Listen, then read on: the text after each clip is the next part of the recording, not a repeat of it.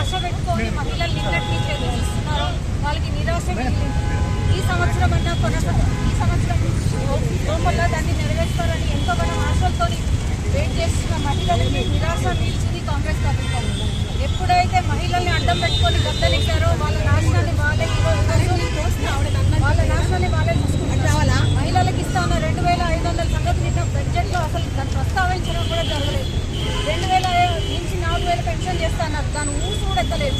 అలాగే 18 సంవత్సరాలు నిండిన మహిళలకు అమ్మాయిలకి స్కూటీలు ఇస్తున్నారు, దాని గురించి స్కూటీలు లేవు, అన్ని డ్యూటీలే వేస్తున్నారు, కానీ స్కూటీలు ఇంతవరకు దాని గురించి మాటలేదు.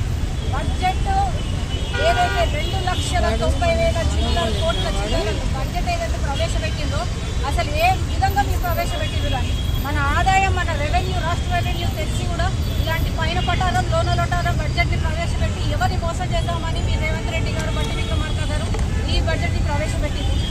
అందరికీ గొంగడు తెచ్చుకున్నట్టు ఉంది.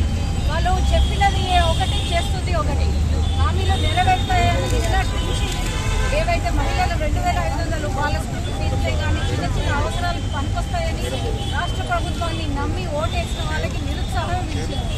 ఎక్కడ మహిళలకి గత ప్రభుత్వం కూడా అలాగే వేసింది, ఈ ప్రభుత్వం కూడా మహిళల్ని మోసమే చేస్తుంది. గత ప్రభుత్వం కూడా అది చేస్తాం ఇది చేస్తామని గద్దెనెక్కింది. ఇప్పుడు కూడా ఈ ప్రభుత్వం కూడా అదే వాగ్దానాలను పెట్టుకొని గద్దెనెక్కినప్పుడు ఆ గద్దెనెక్కిన తర్వాత మహిళలకు బడ్జెట్ని మాత్రం విస్మరించినారు.